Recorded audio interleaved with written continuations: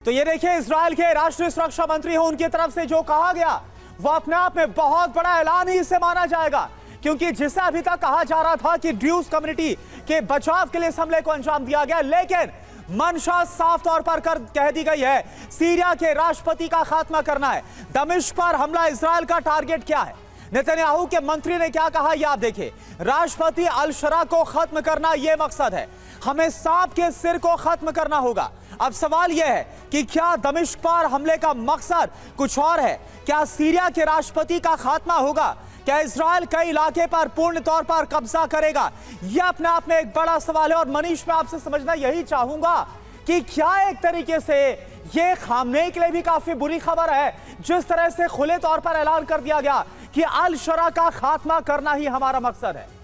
खैर देखिए, जहां तक खामनेई का सवाल है तो खामनेई के जो सबसे सच्चे दोस्त सीरिया में थे वो थे राष्ट्रपति असद, और उस समय शायद अगर खामनेई उनको मदद करते तो आज ये नौबत नहीं आती। आज अगर ईरान इतना वल्नरेबल है, आज अगर सीरिया से उनको कोई सपोर्ट नहीं मिल रहा, तो इसलिए क्योंकि सीरिया में सत्ता परिवर्तन हुआ, और जो नई सरकार है, जो नए राष्ट्रपति हैं अल शरा, वो किसके आदमी हैं? वो तो मोसाद के एजेंट है, वो इजरायली आदमी है, उनको इजराइल ने ही गद्दी पर बिठाया बस। लेकिन सीरिया की जो अपनी लोकल पॉलिटिक्स है वो यहाँ पर ग्लोबल होती हुई नजर आ रही है, क्योंकि अल शरा के अपने समर्थक हैं, असद के अपने समर्थक थे, इसके बीच में द्रुज कम्युनिटी जिसकी एक बड़ी तादाद अभी इजराइल में भी रहती है, इजराइल ने उन्हें नागरिकता दे रखी है। गोलान हाइट्स के जो इलाके आज इजराइल के कब्जे में, वहां पर वो द्रुज कम्युनिटी रहती है। अगर मैं आसान भाषा में कहूं तो जो संबंध भारत के लोगों का नेपाल के मधेसी से या बांग्लादेश के हिंदुओं से है, जिस तरह से हम उनसे भावनात्मक जुड़ाव महसूस करते हैं, ठीक बात है, वैसे ही इजरायली लोग सीरिया में रहने वाले उन द्रुज कम्युनिटी के साथ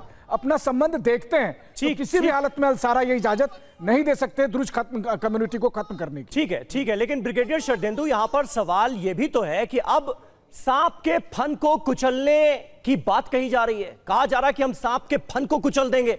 क्या इजराइल और अमेरिका ने सीरिया की सल्तनत एक सांप के हाथों में सौंप दी थी क्या बशर अल असद को हटाकर? ये मानेंगे क्या दोनों देश? देखिए, अमेरिका क्या ये मानेगा कि उसकी पॉलिसी पूरी तरह से फेल साबित हुई है 6 महीने के अंदर अंदर? देखिए, अल असद को हटाना मकसद था, इसीलिए उन्होंने मोहम्मद अल शरा को इतना पंप किया और उनको सत्ता में काबिज किया, लेकिन ये उनके एलाई नहीं है, ये इनका संबंध अल कायदा से रहा है। लिहाजा ये चीज़ अमेरिका को बार बार खटकती होगी, नेतन्याहू को बार बार खटकती होगी। और साथ में रेडिकल फंडामेंटलिज्म जो सीरिया में है उसके तहत जो वहाँ कार्रवाई हो रही है, ये तमाम कबीलाई ग्रुप्स हैं छोटे छोटे। सत्ता परिवर्तन जरूर हुआ, लेकिन सीरिया के इंटरनल डायनेमिक्स चेंज नहीं हुए। वो कई बार देखिए पलटी खा के फिर से रेडिकलाइजेशन की तरफ जा सकते हैं, फिर से अलकायदा की तरफ जा सकते हैं। लिहाजा उनको एक सबक देना जरूरी था, एक मैसिव स्ट्राइक किया गया, क्योंकि देखिए जो ड्रूज समुदाय है वो इजराइल का आईज एंड ईयर्स है। पूरे गोलन हाइट में, सदर्न सीरिया में तमाम इंफॉर्मेशन उनको मिलता और पूरा सिंपथाइजर ग्रुप है। लिहाजा उसकी मदद के लिए इजराइल को इस तरीके का कदम उठाना था। बदुइन समुदाय आज की डेट में पिछले एक हफ्ते से लगातार ड्रूज पे हमले कर रहा था, 300 से ज्यादा लोगों की जानें गई हैं, वहां पे तमाम लोग हताहत हुए हैं। तो ये एक मैसेज देना चाहते थे कि सीरिया के जो सिक्योरिटी फोर्सेस है वो इस हमले से दूर रहें, लेकिन उन्होंने सीज फायर किया, लेकिन पूरा विड्रॉल उस एरिया से नहीं किया था। लिहाजा इस तरीके से अब मेरा मानना है कि जो मोहम्मद अल शरा की जो सरकार है, अब उसमें हमला होगा, उसको भी वहां से सत्ता हटाया जाएगा। कहीं ना कहीं वो अमेरिका की आंखों में भी बिल्कुल। और शरदेंदु सर, हालांकि सवाल यह भी उठता है कि क्या मकसद सिर्फ मैसेजिंग था, क्योंकि जिस तरह से वहां की डिफेंस मिनिस्ट्री, सैन्य हेडक्वार्टर और अल शरा के घर के पास ही बिल्कुल करीब हमले को अंजाम दिया गया, तो क्या खात्मे के लिए सब हो रहा था? लेकिन इन सब के बीच एक और बड़ी खबर है, सीरिया को इजरायली रक्षा मंत्री की चेतावनी, दमिश्क पर और दर्दनाक प्रहार होगा, ड्रूज पर हमलावर सेना को नष्ट करेंगे, यह कह दिया है, हम अपने वादे को अंत तक निभाएंगे। तो आप देखिए जिस तरह से सीरियन सिक्योरिटी फोर्सेस की तरफ से ड्रूज कम्युनिटी के खिलाफ लगातार हमलों का अंजाम दिया जा रहा है, इससे साफ नजर आ रहा है कि इजराइल इससे काफी ज्यादा आक्रोशित है, और इसी के बाद कहा कि दमिश्क पर और भी दर्दनाक हमला होगा।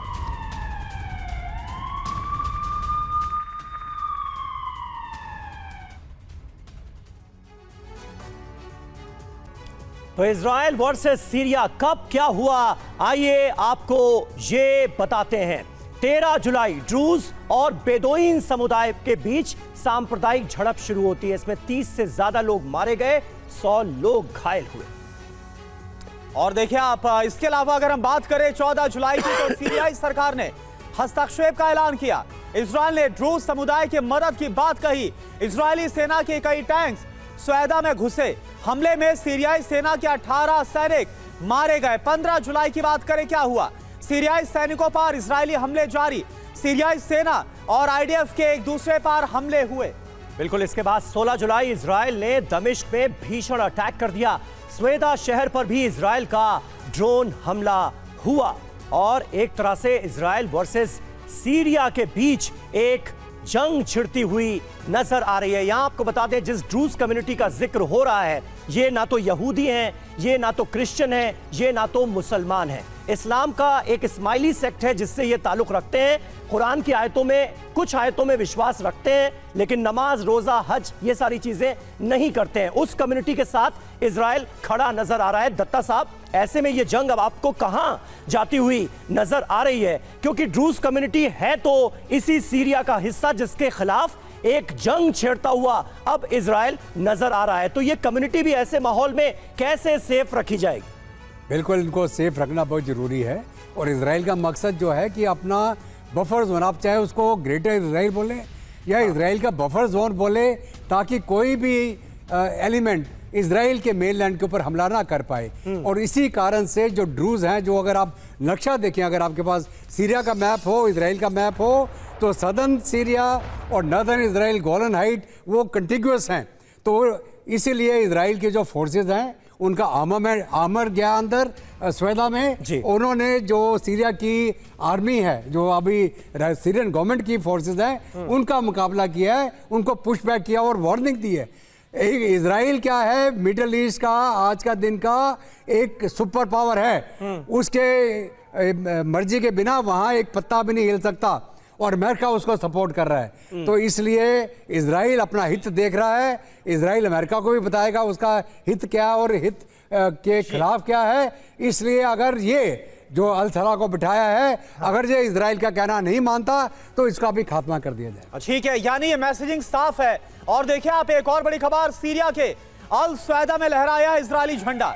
इजरायली सेना के समर्थन में उतरे हैं ड्रूज समुदाय ने सीरियाई सेना को ललकारा है, झंडा उतारकर दिखाने की चुनौती दी है। तो ये देखिए आप, जो ड्रूज समुदाय है वो किस तरह से इजरायली सेना, क्योंकि इजरायली सेना इसी ड्रूज समुदाय को प्रोटेक्ट कर रही है। और यह जहां पर ये तस्वीरें आपको नजर आ रही है, अल सैदा की तस्वीरें हैं, जहां पर जब इजरायली सेना पहुंची तो इजराइल का झंडा आप देखिए, आपको नजर आ रहा है। इजरायली सेना के समर्थन में ड्रूज समुदाय के लोग उतरे हैं, एक खुशी नजर आई है उनके अंदर।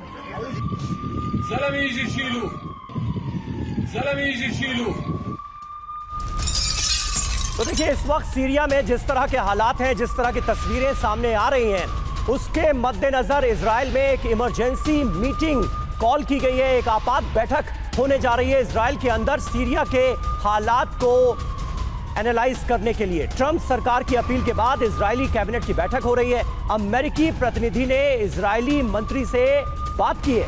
अमेरिका ने की है तनाव कम करने की अपील। एक्सियोस के हवाले से ये खबर सामने आ रही है।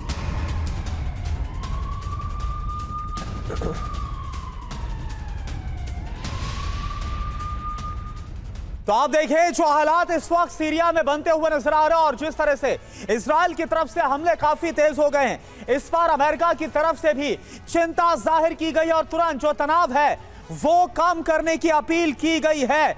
अब देखिए इसका क्या वाकई में असर होगा, क्या इजराइल इसे मानेगा, यह अपने आप में बड़ा सवाल। लेकिन आप देखिए, सीरिया में सेना की तैनाती, नेतन्याहू के हमले और तेज होंगे, यह मैसेज क्लियर है। सीरिया में आईडीएफ की जो तैनाती है वो कर दी गई है। ड्रूज पर हमलों के खिलाफ इजराइल के सख्त तेवर है। सीरियाई सेना पर हमले और भी ज्यादा तेज करेगा इजराइल, ये खुद वहां के सुरक्षा मंत्री की तरफ से ऐलान किया गया। हमने आपको स्टेटमेंट दिखाई। सीरियाई इलाके में और सैनिकों की तैनाती होगी। हथियारों का जखीरा बढ़ाने में इजरायली सेना जुटी हुई है। अतिरिक्त सुरक्षा चौकियों का हो रहा है निर्माण। ड्रूज और इजरायली सैनिकों की सुरक्षा और ज्यादा मजबूत होगी। यानी कि अमेरिका की तरफ से एक तरफ तनाव को कम करने के लिए अपील, लेकिन और ज्यादा आक्रामक तेवर इजराइल की तरफ से दिखाए गए। एक और बड़ी खबर, सीरियाई राष्ट्रपति अहमद अल शरा, जी हां, उनकी तरफ से क्या कहा गया? अहमद अल शरा की तरफ से इजराइल को धमकी दी गई है। हम युद्ध से डरते नहीं हैं। अहमद अल शरा ये बोल रहे हैं, सीरियाई लोगों की सुरक्षा हमारी प्राथमिकता है। सीरिया के लोग अपनी रक्षा के लिए तैयार हैं। इजराइल ने हमले बंद नहीं किए तो अंजाम बुरा होगा। लेकिन सवाल यह है कि क्या वाकई जो धमकियां अहमद अल शरा की तरफ से दी जा रही है इजराइल को, क्या वाकई में वो कुछ ऐसा कर सकते हैं? यह अपने आप में बड़ा सवाल है।